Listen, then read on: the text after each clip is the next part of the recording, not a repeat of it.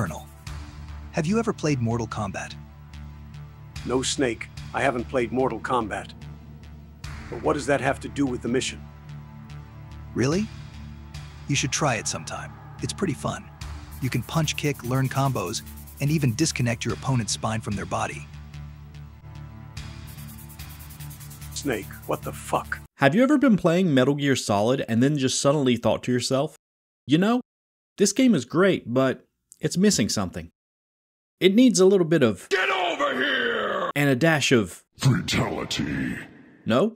Well, me either, but apparently Midway did, because in 2000 they took the saying "New Year, New Me" to the next level with their release of Mortal Kombat Special Forces. Instead of making a new fighting game like fans were expecting, Midway released a poorly done Metal Gear Solid ripoff. Well, let me not jump the gun. Let's get into the game and see what it has to offer first, and then we can get into the details.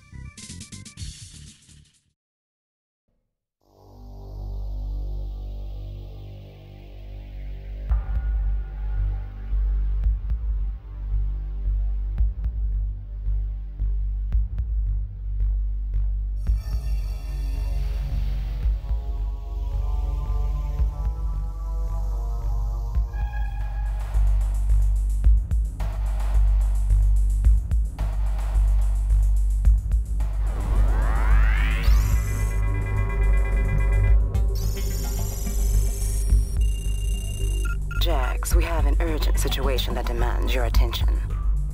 What's the problem, Gemini? We have a breakout at the Special Forces Maximum Security Facility. A group of highly dangerous superhuman criminals has escaped the compound and are at large. The list of escaped prisoners is as follows: No Face, Tazia, Jarek, and Trimmer.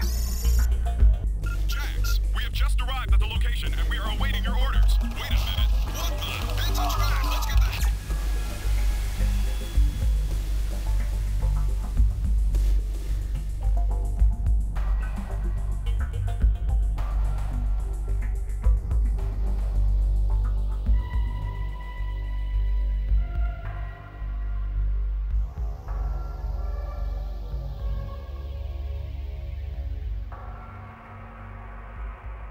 Kano, you're gonna pay for this.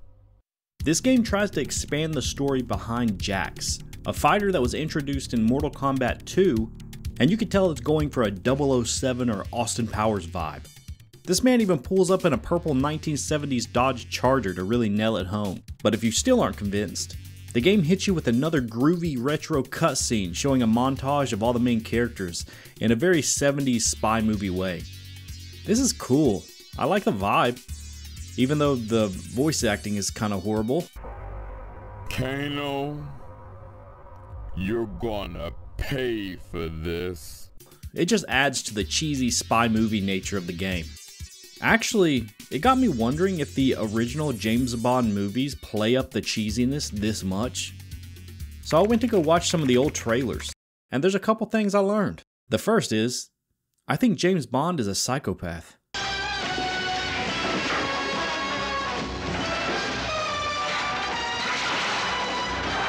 Welcome to hell, Blofeld.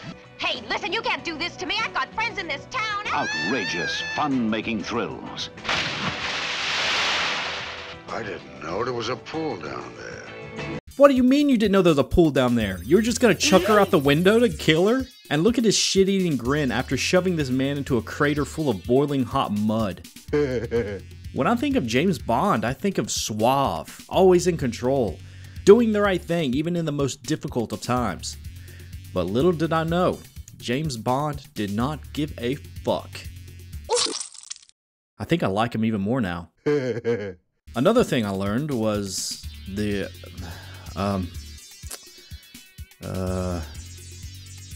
And they're back. Some rare facets of female bondage. Well, that's quite a nice little nothing you're almost wearing. I approve. What's the camera on? So, as Jax, you run around each level with an objective, kicking ass and exploring until you complete that objective, or Gemini calls you, giving you an update on your next task. As you defeat opponents, you'll get XP, and once you get enough XP, you can level up and unlock a new combo.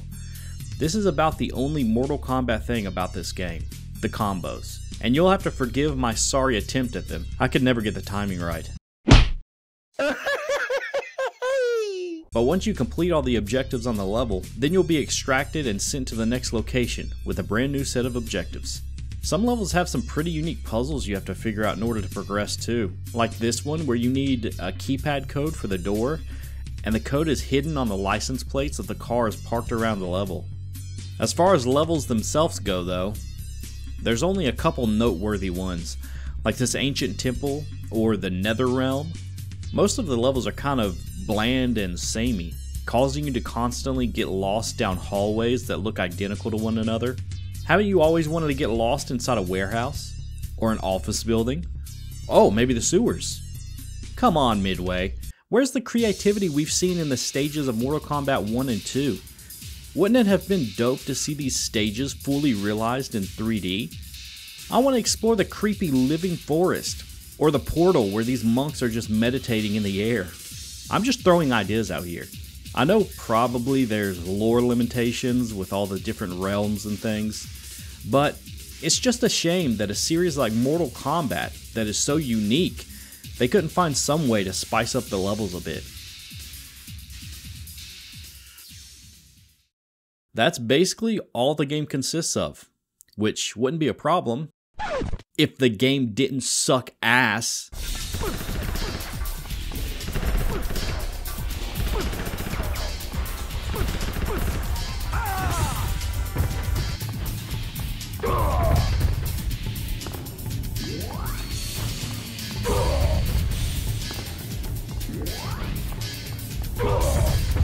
Listen, I've been trying to hold in my rage this whole video. The honest truth is, this game is not good. About every positive thing that I could say also comes with a huge negative. It's almost like this game knew it was bad, and it's warning the players, because as soon as you start the first level, you get jumped by 2 or 3 guys.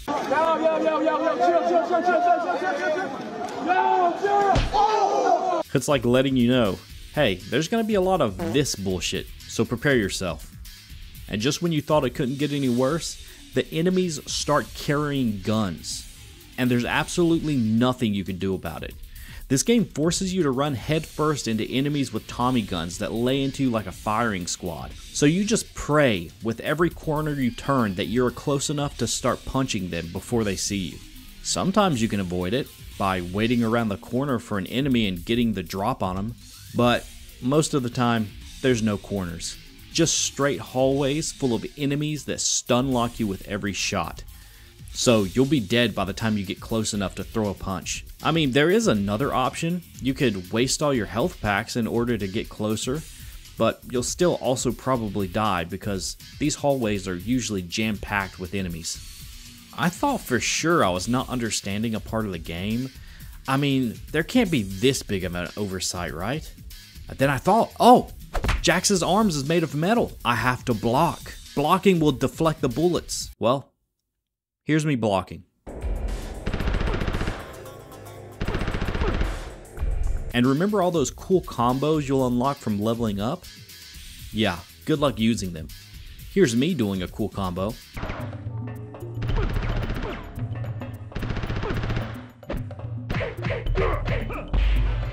I call it dead on arrival. So, I know what the game wants me to do. You've probably noticed that I've been picking up ammo for weapons. And yes, I do have a couple weapons. Sometimes they're great. But most of the time, I'm getting shot from off screen, like here. Which way am I getting shot from? I don't know, probably both. The game does try to fix your limited vision with a first-person camera mode, letting you look ahead at what's coming. But the PlayStation can only render so much in front of you, so it really doesn't help anything. And if you come to a corner, well, sorry, the game doesn't have a camera mode to look around corners, so you're just gonna have to hold your breath and hope there's not 3 guys with machine guns waiting for you. So earlier I mentioned the levels not being that noteworthy, which is true, but they still aren't the worst levels I've seen. It's just the enemies that really bring the levels down. There's so many of them. I started this game excited to explore every room on every level, but after dealing with the onslaught of enemies, my excitement quickly turned to dread. Here, I'll show you the exact level that pushed me over the edge.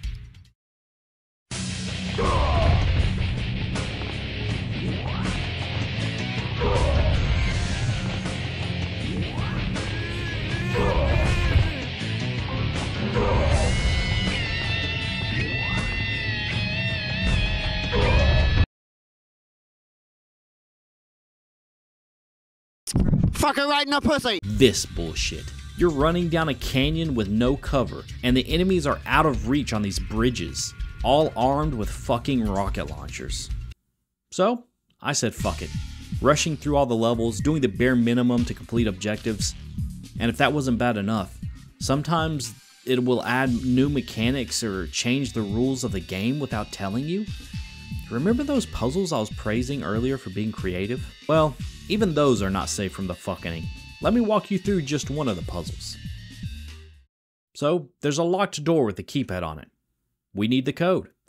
And parts of the code are on certain cars' license plates that are scattered around the level. So we find all the cars, examine all the license plates, and they're saved on my datapad. So we have a list here. Plates from the cars 1-1 all the way to 1-6, each with a string of numbers and letters. Okay, plate 1-1, the first number is probably the level I'm on because it never changes. And the second number changes. It goes from 1 to 6. So that must be the order you type it into the keypad. And I was right. The door unlocked. I thought that was a pretty unique way to solve a puzzle, and I was actually enjoying myself. So the game throws another one at us. I'm thinking, awesome, I love this puzzle. So I took note of all the plates, did the same thing as before, typed the code in the right order, except this time, it didn't work. The game taught us how to do a puzzle, and then immediately afterwards, when the same puzzle appears, it changes how it works? Why? It doesn't make any goddamn sense. Or what about the time that I spent an hour searching around these ancient ruins, trying to figure out how to progress? Well, apparently I can pull objects? The game never told me I could do that, and I never had to use that ability before this part of the level. The game just does what it wants. Anyways, we get rewarded with a semi-decent level that also has these sexy babes in the shower. It's not right. Lord have mercy. What? She took her skirt off. Oh, I cannot hear this. Black panties, black bra, Victoria's Secret, spring catalog, page 27. Girl got class. Let me look a little closer. Oh, look at that. Got a little tattoo, that's cute. Look like Snoopy. Snoopy? Yeah. I love Snoopy. Wait a minute, I love Snoopy too. Okay, let me take a break and cool down and do a bit of research. So why did this game turn out so bad? Well, it all started in 1997. After the release of Sub-Zero Mythologies, which was Midway's first non-fighting game, it received decent reviews. So, series co-creator John Tobias wanted to work on a series of platform games focusing solely on one fighter for each game to further expand their backstory. And honestly, that sounds pretty awesome. Have the main standard Mortal Kombat fighting games everyone knows and loves, but then do little spin-off games of each character on the side. But sadly, in 1999, when the game was still in production, John Tobias left the company. So, Mortal Kombat Special Forces went through development hell. Characters were cut, levels were thrown out, and the back of the box even never was updated after they had to cut so much content because it still mentions the game has 8 levels, even though the final version only has 5. John Tobias even attended E3 that year where the game was being showed off, and he didn't even bother playing it. He said, quote, "You know, I never really played it. I saw it at E3 and maybe played it for 5 minutes, but I never really did after that, so I'm not familiar how it ended up." Well, Mr. Tobias, let me tell you how it ended up. The sales were so low that they postponed the series until Deadly Alliance in 2002. Thankfully, that game kicked ass. God, I wish I was playing that instead. Alright, time to acknowledge the elephant in the room. It's obvious that Midway took a lot of inspiration from other spy or secret agent games that were popular at the time, straight stealing the codec message notifications, the spinning ammo and health pickups, and the camera angle from Metal Gear Solid, as well as the headshot indicator from Siphon Filter. You know, out of all the games to copy Metal Gear Solid, I would not have thought Mortal Kombat would be one of them. And usually, I don't mind when games take little features or mechanics from other games, but you gotta make it work. Metal Gear Solid knew with the camera being above the players couldn't see the enemies coming. So what do? Along with a first-person camera, they gave you a mini-map, allowing players to have more awareness of their surroundings. And to look around corners, Snake can press up against walls, changing the camera angle, allowing players to see what's coming up. Alright, I rambled on enough. So I did have a section of this video to talk about the boss battles, because yes, there are boss battles after each level. And yes, they're as annoying as you think they are. But literally all the bosses can be beaten the same way. So for the sake of the video, I'll speed through all the bosses real quick just so you could see them. So first up we have No Face. He's got a flamethrower that he doesn't know how to use apparently because he burnt his own face off with it. He loves throwing grenades and spraying that fire anytime you get close. With him being the first boss of the game, you think that they would, go easy on you. But no, he's the representation of all the bullshit I had to deal with throughout the rest of the level. He's the bullshit king. Next up is Tazia, a twin-bladed assassin surrounded by magic orbs that if touched, they freeze you in place. She also teleports once she takes too much damage. This one was actually a pretty decent fight. It wasn't too frustrating, all things considered. I enjoyed placing bombs on the ground where she'd teleport, so she explodes as soon as she reappears. After her, it's Jarek, a super fast-moving, knife-slinging maniac. You can imagine how annoying he was to deal with, constantly moving anytime you get close. It's like he's using cheats. You remember those controllers that used to have turbo buttons on them? Yeah, it's like he's using one of those. Now we've got Trimmer, who I'm pretty sure is just Scorpion, but going under a different name because he looks exactly like him. But he's too embarrassed because he took too many steroids. I mean, look at the man. Yeah, boy. The steroids didn't help him though because it only took me a few tries to take care of the bastard. It's okay, Scorpion. I won't tell anyone. Just in case you're wondering, there's no trick or weak spots for any of these bosses. I thought maybe Gemini would give me some insight on how to defeat the bosses. Nah, she doesn't help at all. She just tells me things I already know. Thanks, Gemini. And this is where we get to go through a portal to the final and most interesting level of the whole game, Outworld. This is a welcome change and the kind of creativity I was hoping for. Maybe if we had gotten some of those missing levels, we would have gotten to go to some other realms. It makes me wonder after John Tobias left how many of these levels were just cobbled together, because sometimes it just feels like an incoherent mess. Anyways, this is the last level. We had to find a couple crystals to open the last portal and teleport to Kano, the final boss.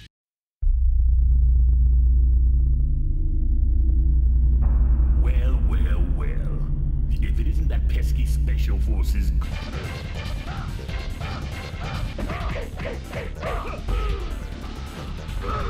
Sorry. I was not going to sit there and listen to his annoying face spew annoying dialogue in this annoying game. I just want it to be over with. Please. We defeat him the same way we defeated all the other bosses. That's right. After seeing how annoying the first flamethrower boss was, I made a point to only use my weapons when I had to, and save all the ammo for the boss fights at the end. Sure, I might have made the game a little bit harder by only using my fists throughout all of the level, but trust me, I made the right decision. These bosses are such bullshit. It's just the fact that you can't run away because you're stuck in an arena with them that makes it so frustrating. It feels so good to let loose all the anger that's built up inside you throughout the whole level. Just to be able to lay into the boss at the end, stun locking him in place, and just watching his health bar drain, it's just so satisfying. And that's it. Kano is no more. We take the last crystal and... I know exactly what I'm gonna do with this thing. Jax, I don't like the way you said that. Oh yeah. Jax, where did you put that crystal? Thank God this game is done with. It's not a very long game, only like 4 hours, but depending on how much patience you have and how much bullshit your bullshit meter can take, it can turn into a 20-hour game. Just because you'll die to so much bullshit, I had to muster up all my willpower to finish this, and the ending wasn't even that great. Just an all-around bad experience. I can see why this game is often mentioned as the worst game on the PlayStation 1.